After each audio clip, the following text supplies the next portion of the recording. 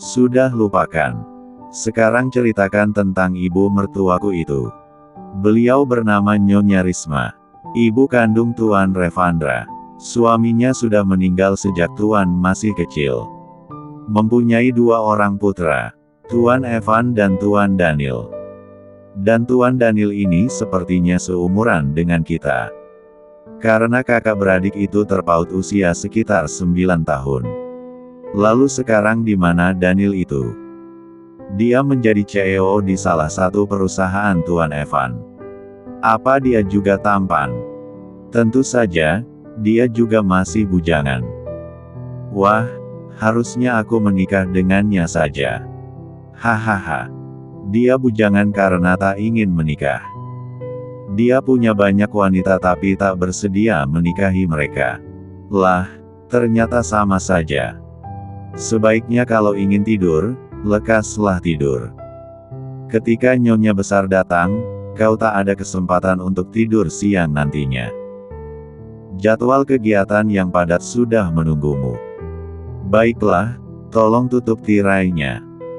Tiur dengan patuh menuruti permintaan Dinda, menutup tirai jendela kamar Dinda. Agar kamarnya menjadi gelap dan nyaman untuknya tidur. Dinda bangun. Dinda tampak tak bergeming saat Tiur mencoba membangunkannya. Tiur berusaha menggoyangkan tubuh Dinda. Dinda, ayolah bangun cepat. Nyonya besar sudah hampir tiba. Dinda mengintip dengan sebelah matanya, lalu aku harus apa? Aku masih ingin tidur. Bahkan ketiga nyonya yang lain sudah bersiap-siap. Tapi kau, Aisyah, ayo bangun. Pergilah. Aku tak ingin diganggu.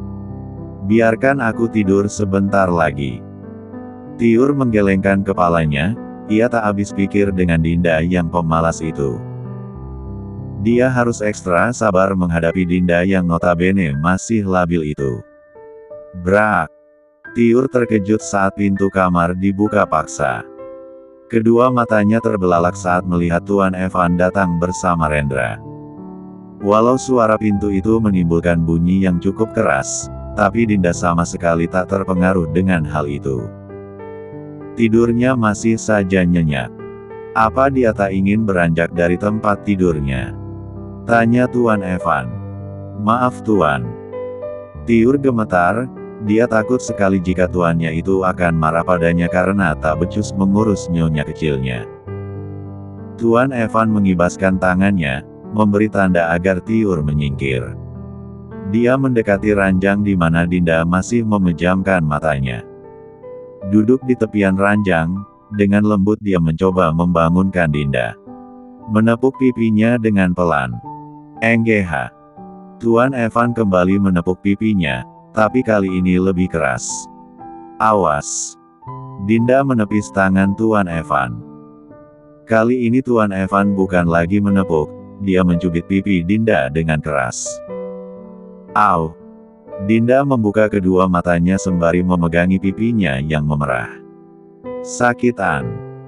Belum sempat Dinda melanjutkan umpatannya. Dengan cepat Tuan Evan mendaratkan telunjuknya di mulut Dinda. Dinda tersadar sepenuhnya, dia begitu terkejut saat Tuan Evan yang ada di hadapannya bukannya Tiur. Cepat-cepat ia menarik selimutnya untuk menutupi tubuhnya, karena saat tidur Dinda hanya memakai pakaian dalam saja. Dinda meneliti ke seluruh ruangannya, ternyata Tiur sudah dibawa Rendra untuk keluar. Di ruangan itu hanya ada Tuan Evan dan Dinda. Apa sekarang kau tak mau bangun? Dinda menatap kesal, tidur siangnya diganggu. Dan Dinda sangat benci akan hal itu. Singkirkan telunjukmu ini, ucap Dinda. Tuan Evan menarik telunjuknya dari mulut Dinda, cepat bangun, atau kau akan mendapat hukuman jika terlambat menemui ibuku. Aku tak ingin pergi. Tak ingin. Tapi kau harus pergi. Dinda menghela nafasnya, memangnya kenapa jika aku tak ingin pergi? Keluarlah. Siapa kau berani memerintahku? Aku tuannya di sini. Oke, kalau begitu aku saja yang keluar. Kalau perlu aku bahkan akan keluar dari tempatmu ini. Tundukkan wajahmu itu iblis kecil. Bukannya menundukkan pandangannya, Dinda justru semakin mendongakkan wajahnya. Mereka bertatapan, kedua netra mereka saling menatap. Baik Dinda maupun Tuan Evan sama sekali tak mau mengalah. Kau memang sangat berani. Cih, pria mesum sepertimu. Tentu saja aku berani. Kau bilang apa? Pria MESVM. Dinda menekankan ucapannya. Tuan Evan yang kesal menarik tengkuk Dinda. Kap. B1 bir Tuan Evan menempel tepat di B1 bir Dinda yang seketika membeku. Ini adalah C1 uman pertamanya, dan orang yang mem-1-umnya adalah Tuan Evan itu sendiri.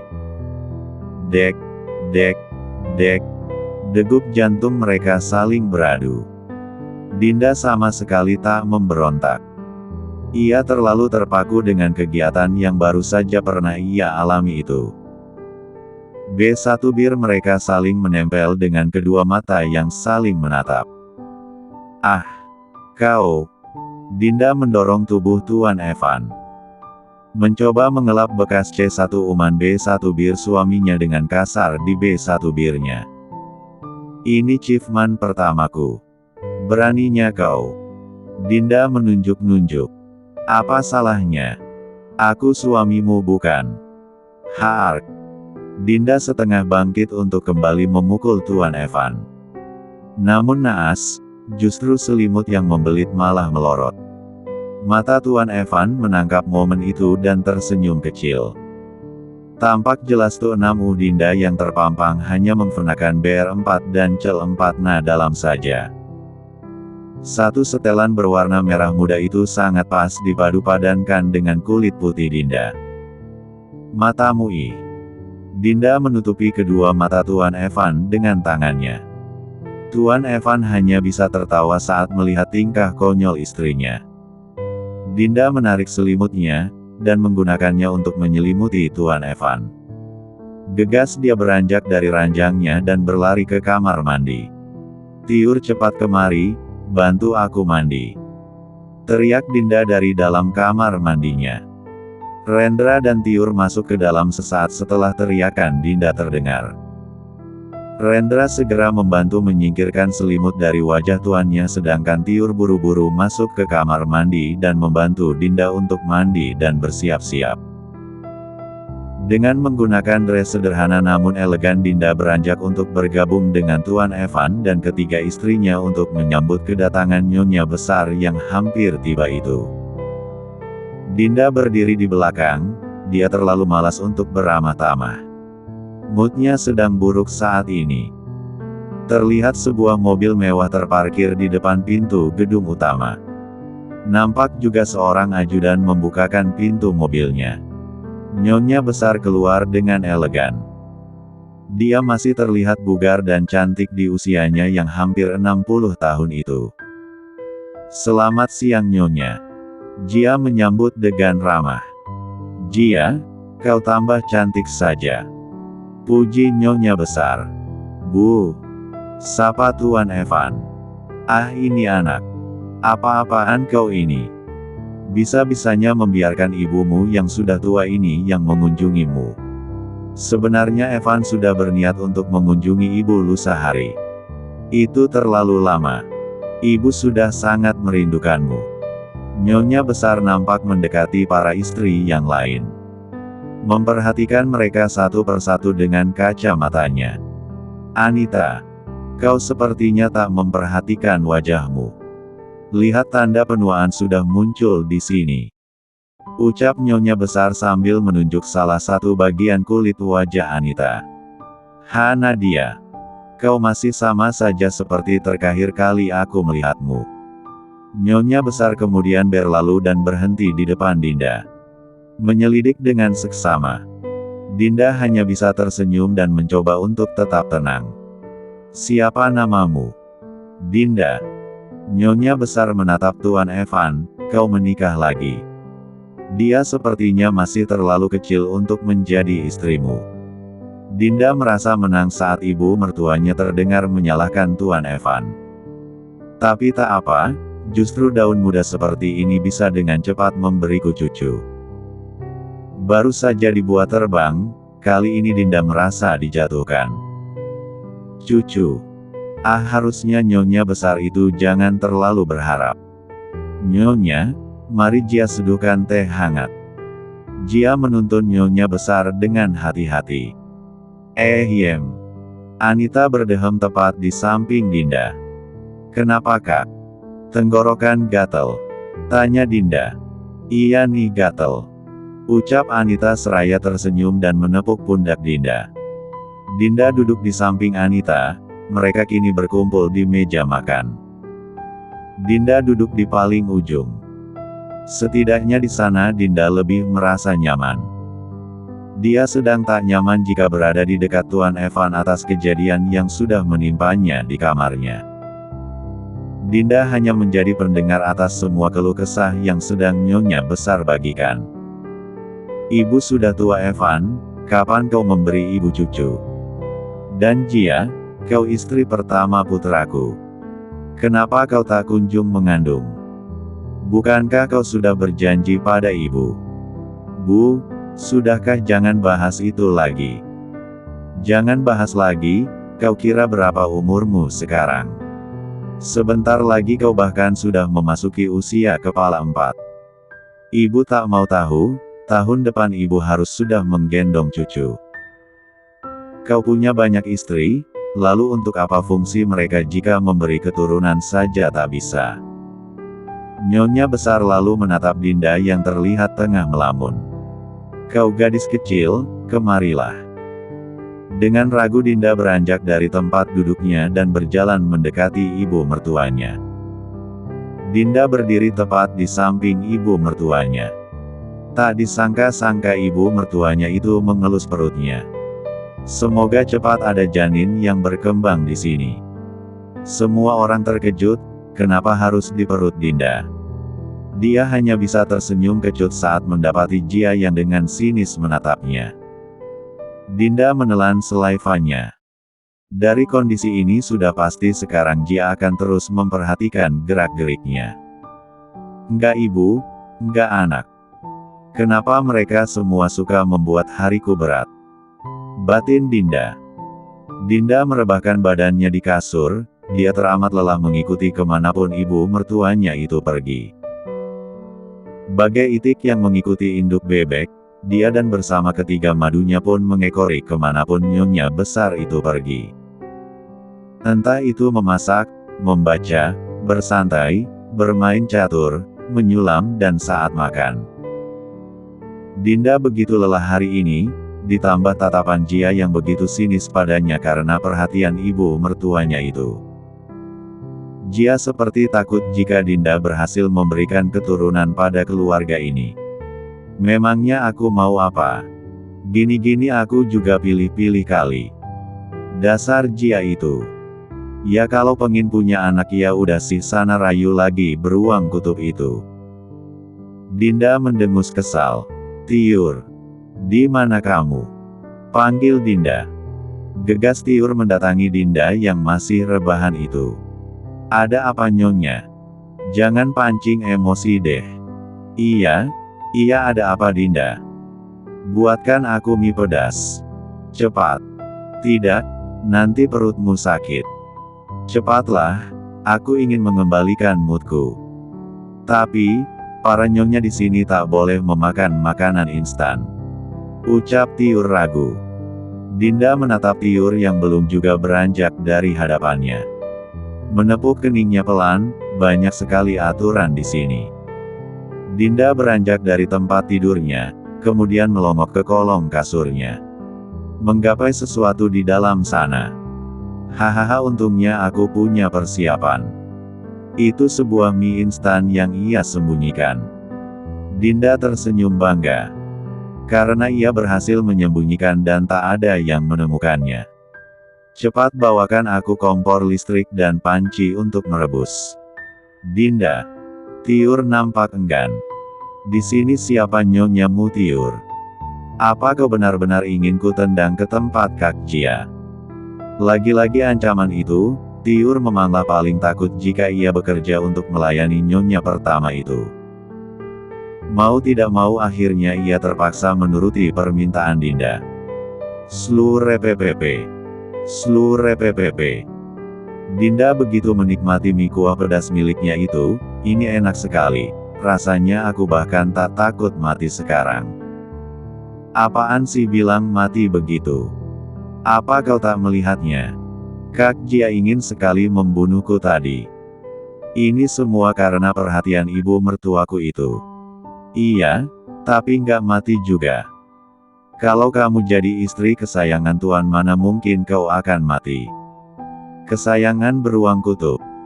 Aku tak mau bernasib sama seperti pinguin itu, yang membuatnya kenyang lalu lupa dan mencari pinguin lain. Boleh aku bertanya? Tanya Tiur. Dinda hanya mengangguk sembari terus menyantap hidangan di hadapannya itu.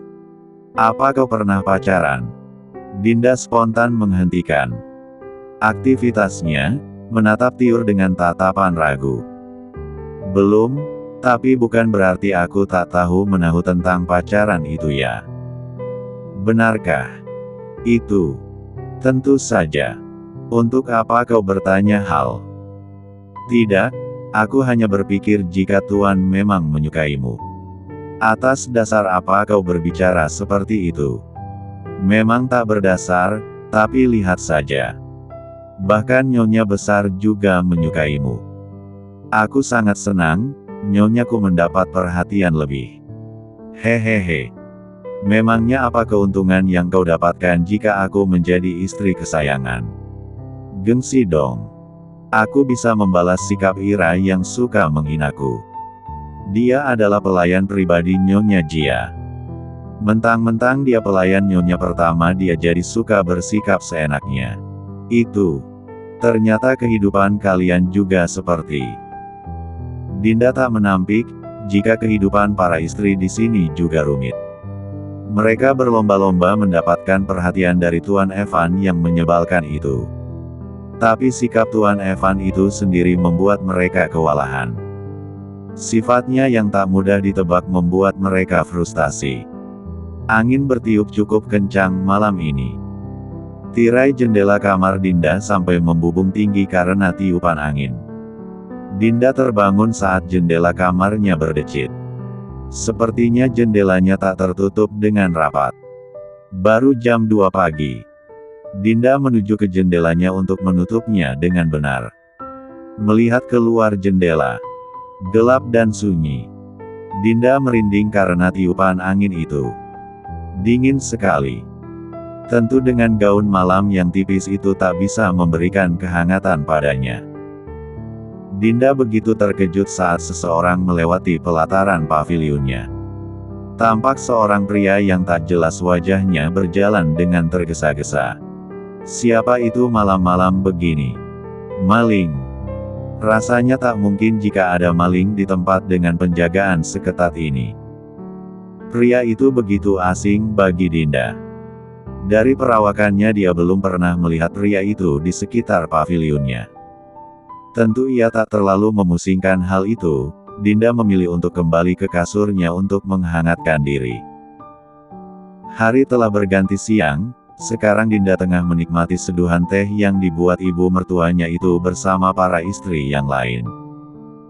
Jia tampak beramah tamah sekali dengan beliau. Nampak ia ingin menonjolkan dirinya untuk mendapatkan perhatian lebih mertuanya itu.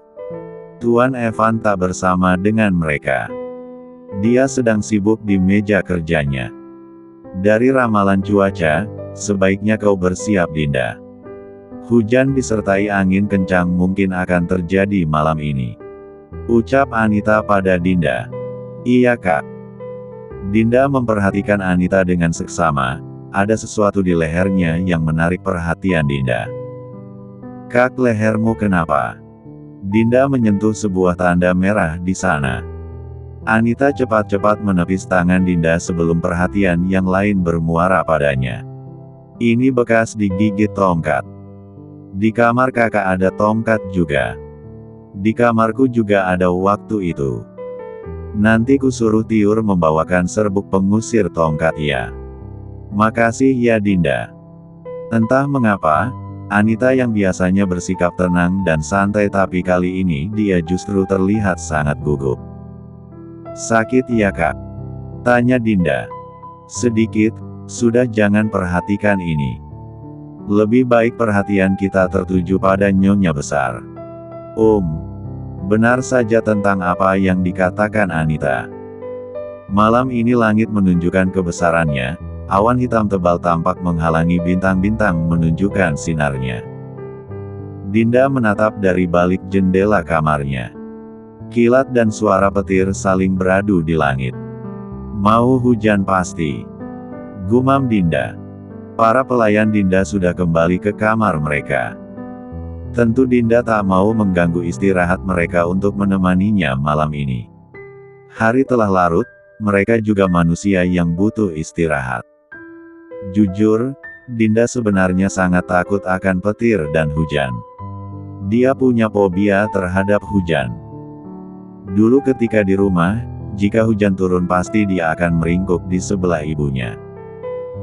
Hujan mengingatkan akan peristiwa yang menimpa kakeknya. Di mana Dinda melihat dengan mata kepalanya sendiri, kakek kesayangannya itu mati disambar petir saat hujan. Sejak saat itu Dinda jadi takut dengan hujan. Bayur. Hujan telah mengguyur. Dinda gegas menyalakan lampu dan berlari ke dalam selimutnya. Menutupi kedua telinganya agar tak mendengar bunyi hujan yang jatuh di atap pavilionnya. Sungguh sial memang. Saat sedang takut-takutnya justru lampu kamarnya padam. Mati lampu. Ark beruang kutub itu. Bagaimana bisa kediaman ini mati lampu? Dinda meraba seluruh ruangannya. Mencari-cari keberadaan senter. Ini. Apa tak ada senter atau lilin di pavilion? Terpaksa Dinda membuka pintu kamarnya. Jedier. Suara petir menggelegar sesaat setelah pintunya terbuka.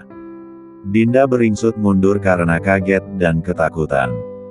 Keringat dingin membasahi tubuhnya. Badannya gemetar hebat. Bayang-bayang tragedi yang menimpa kakeknya terlintas di kepalanya. Kepala Dinda terasa pening, keseimbangan tubuhnya perlahan hilang. Griep. Untunglah sebelum Dinda terjatuh ke lantai Tuan Evan berhasil menangkap tubuh mungil Dinda. Entah dari mana, tahu-tahu pria itu sudah ada di depan mata Dinda. Tuan Evan menutup pintu pavilion.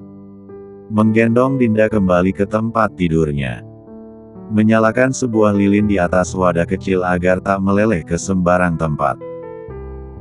Dari remang-remang cahaya lilin, dia bisa melihat dengan jelas jika Dinda tengah ketakutan. Tuan Evan menghampiri Dinda dan berbaring di sampingnya. Tak ada penolakan darinya kali ini. Justru Dinda memeluk erat tubuh Tuan Evan sekarang. Cengkeraman yang begitu kuat dari Dinda membuat Tuan Evan sedikit tertegun. Jangan takut, aku ada di sini. Tuan Evan membelai rambut kepala Dinda dengan lembut. Kasih sayang yang ia tunjukkan pada Dinda sangat berbanding terbalik jika kepada ketiga istri yang lain. Lirih. Jangan pergi, ku mohon. Ucap Dinda. Kau ingin aku di sini? Dinda hanya mengangguk. Menyembunyikan kepalanya di dada suaminya itu.